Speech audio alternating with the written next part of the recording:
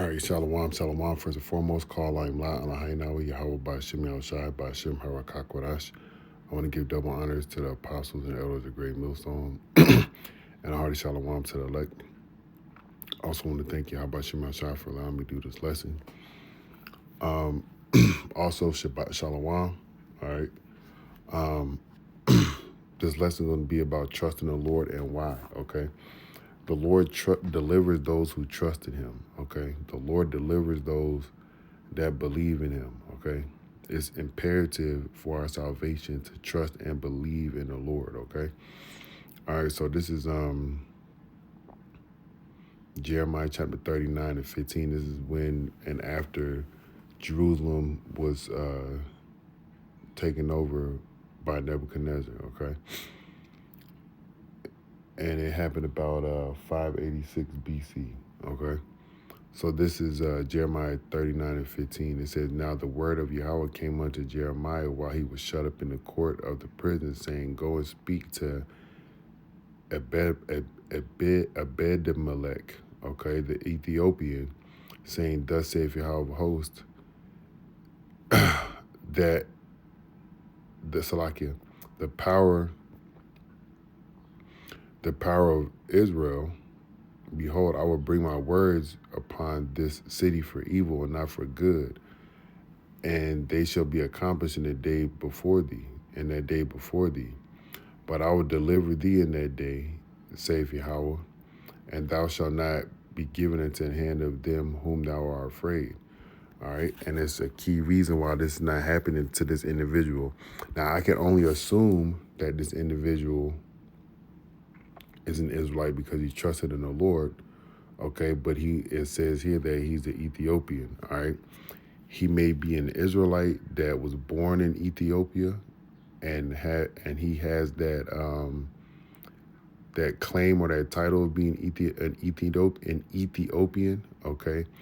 Or he may be a straight out Ethiopian individual, but I looked up his name, okay? And it means servant of the king, all right? And individuals that are servants of, that will be servants of the king and or are servants of the king, which his name is Yahushai, all right? As of now are Israelites, okay? But I don't know specifically if this man is Israelite or not, okay? All right. But let me see what this word eunuch means.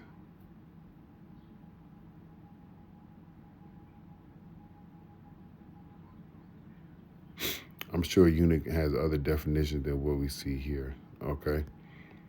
But nonetheless, all right, this man trusted in the Lord, so I'm only speaking as the man. My assumption is that this man is an Israelite, okay? Not sure, all right?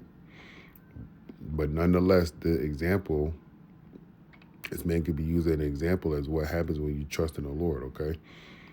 It says here for verse 18, it says, For I will surely deliver thee, and thou shalt not fall by the sword, but thy life shall be a prey unto thee, because thou hast put thy trust in me, saith Yahweh.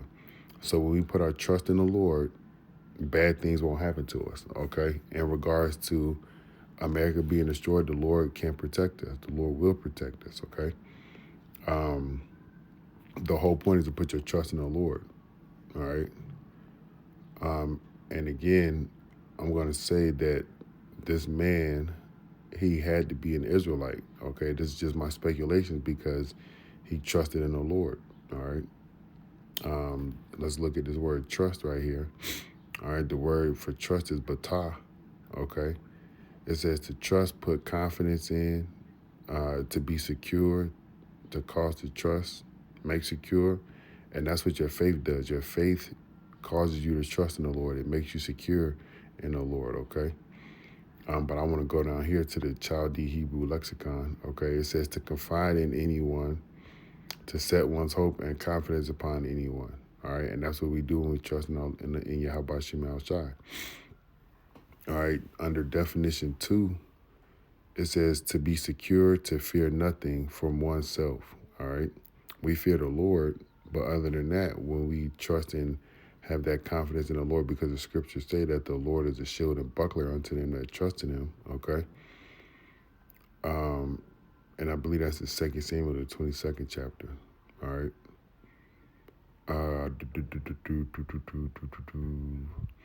And under definition A, it is used in a good sense of the security of the righteous, in a bad sense of men who set all their hope and confidence in worldly things and do not fear Yahweh and the divine displeasure. All right, so we should not be setting our trust on worldly things because, as you can see, the world is turning upside down. All right, but trust in the Lord, trust in Yahweh Shema Shai. All right, because the words of the Lord are going to come to pass. All right, the words of the Lord are going to come to pass. Okay. Let me go. So we need to trust in the Lord. Let me go to First Chronicles 5. All right, this is the point is in 20. It says the sons of Reuben and the Gadites and half the tribe of Manasseh, of valiant men of able to bear buckler and sword, and to shoot with bow and skill for war, were 40,703 that went out to war.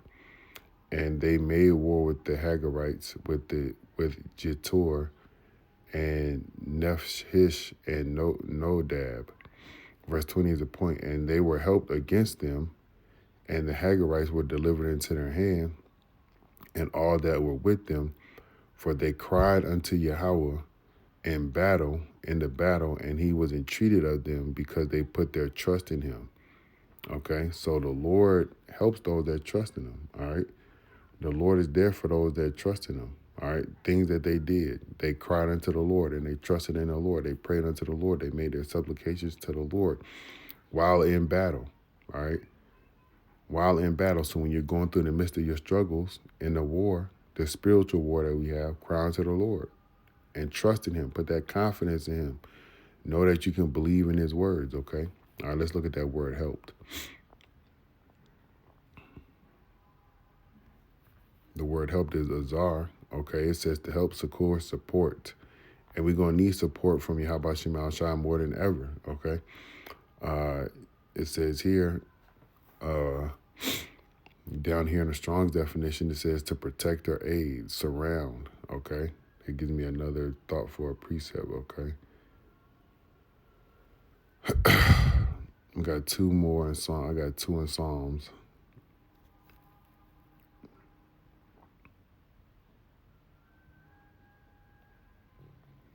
This is Psalm chapter 34 and 7. It says, the angel of Yahweh, let me start at 6. It says, the poor man cried, and Yahweh heard him and saved him out of all his trouble. So to cry on the Lord, you got to call upon his name, right? And you got to trust that he can deliver you out of all your troubles, right? It says, the angel of Yahweh Shema Shai encamped around about them that fear him and delivered them. All right, that's what happens when you trust in the Lord, when you call upon his name, as those Reubenites, the Manassites, and Gadites did in that time of war against the Hagarites and those other nations, okay? That's what we must do in the time of Jacob's trouble. That's what we must be doing right now in the time of, as there's what we would call somewhat peace and stability in the world, okay? But real peace and stability is not going to come until after America is destroyed, right? Verse 8, it says, oh, taste and see that Yahweh is good. Blessed is the man that trusteth in him. All right, blessed is the man that trusteth in the Lord.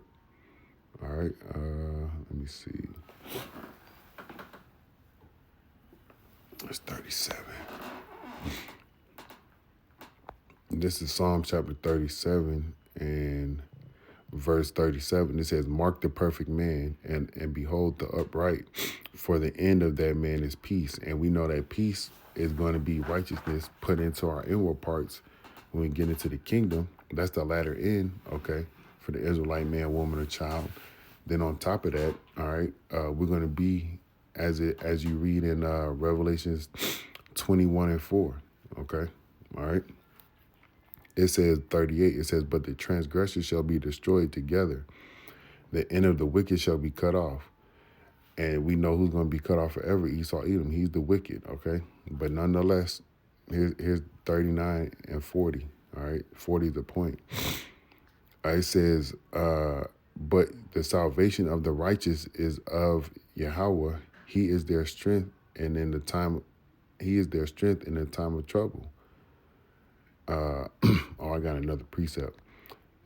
And Yahweh shall help them and deliver them. He shall deliver them from the wicked and save them because they trust in him. We have to trust in the Lord, all right? We have to trust in the Lord. This is another one of my favorite precepts. This is Psalm chapter 50 and verse 14. It says, offer unto Yahweh thanksgiving and pay thy vows unto the Most High. And call upon me in the day of trouble, I will deliver thee, and thou shalt glorify me. The only way you're going to be able to call upon the Lord in the day of trouble is if you trust in him. And more specifically, if you call upon the name of the Lord, like it says right here, he's going to deliver you. All right? Let me see. Let me go to Jeremiah. I think it's 17. Jeremiah 17:7. It says, blessed is the man that trusteth in Yahweh, and whose hope is in Yahweh, whose hope Yahweh is. Okay, let's look at this word hope. It says trust, confidence, refuge. The Lord is our refuge, right? We have to trust in the Lord, right? Let's see what it says down here. Security, confidence, all right? It says, hence used of the person and thing on which hope is set. Our hope is set in Yahweh Shem Shai. All right.